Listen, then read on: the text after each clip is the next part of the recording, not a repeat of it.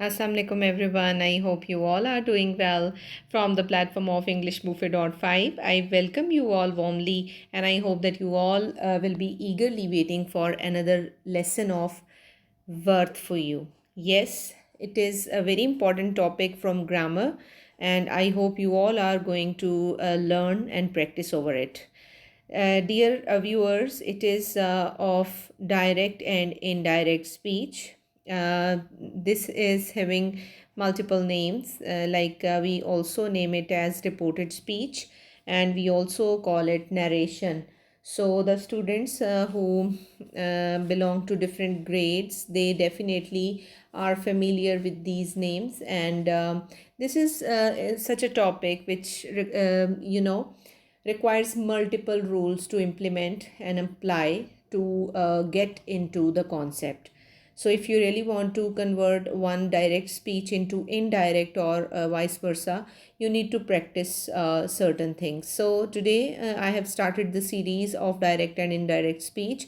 Especially the students are going to take advantage out of it. So be very attentive while listening to this lesson. I hope that after this series you will be expert in changing the speeches from one to the other.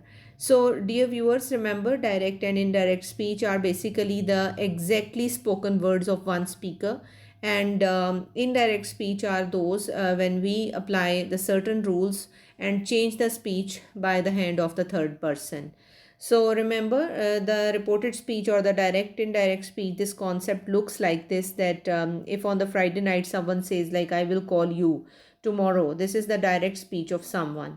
So if a third person is going to narrate the same speech, he will say in this way that he said that he would call me the next day. So this is how the speech is a bit changed. So this is how once we start moving into the rules, we will see that certain things are used by the writer, by the learner, that he will apply and move on. So the basic rules for narration, the very first thing that you need to know and practice is to remember types of sentences, viewers. Okay, while doing this concept, we need to have mastery over the 5 types of sentences, because in direct and indirect speech we need to know about 5 types of sentences, because these are those types that are asked by the examiner mostly in the exams. So all these 5 types need multiple rules to change them to do their conversion, right? So first of all, we need to know that there are some sentences we call assertive, whose speeches are going to be changed by us. Another one is interrogative, then exclamatory, imperative, and optative. Now I'll be telling you in detail that how these sentences look like and their examples. Assertive sentences, its other name is declarative sentences. We can call them bayaniya fikre, in which you can say the statement is given in a simple manner. How? These will be looking like this: he is a humble man, I completed my homework, she is playing chess, and so on. So dear viewers, assertive sentences will be looking like this. It doesn't mean that these are not written in negative. It can be looking like this: he is not a humble man, or I did not complete my homework, right? So the negatives are also always included in them. Now it's the turn for imperative sentences. Once you will be dealing with direct indirect speech, definitely imperative sentences will be there to do their conversion. So these will be looking like this. Like, these are actually, viewers, commanding sentences in which some command, some direction, instruction, some sort of request is made, or you are prohibited from doing something like don't eat all the cookies, or preheat the oven, and get out of here. All right, so this is how some order or prohibition is done in these types of sentences. Optative sentences is the third type we do in narration. Optatives are those in which we write prayers, wishes, or even curses. Okay, so these will be looking like this: may you get a good job, or wish you good luck, or wish you happy married life, or may you live long. So these sentences will be mostly using may or might in them. If we talk about exclamatory sort of sentences, definitely these will be containing exclamation mark, and secondly these will be having some sort of sudden emotional feeling. You can say some interjections can be there, like hooray, we won the match, oh that's excellent, you were amazing. All right, so this is how these will be looking like.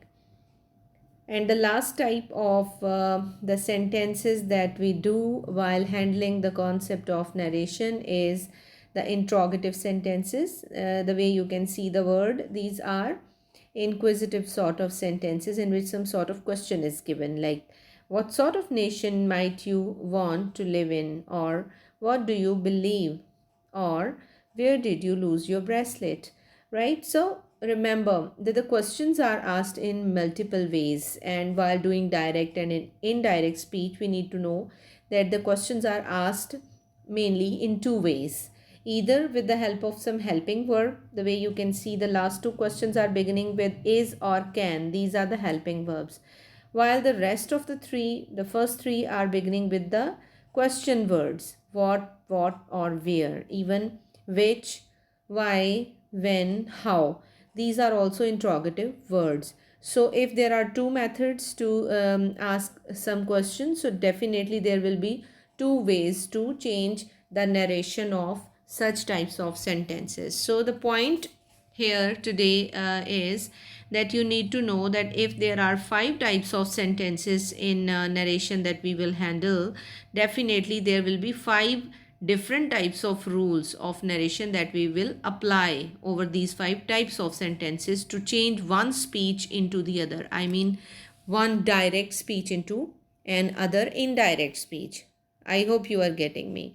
So what did we study today, viewers? We studied that while changing one direct speech into indirect speech, we have to face five types of sentences, including declarative or assertive sentences, interrogative, imperative, exclamatory, and negative.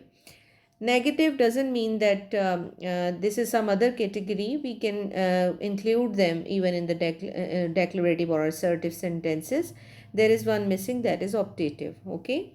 So I hope that today's brief lesson is going to help you while doing direct and indirect speech. Thanks for watching. I hope you will be practicing and remembering it forever. If you will follow this lesson, definitely the upcoming lessons will become easier for you to understand. All right. So till the time, take care of yourself. Allah Hafiz.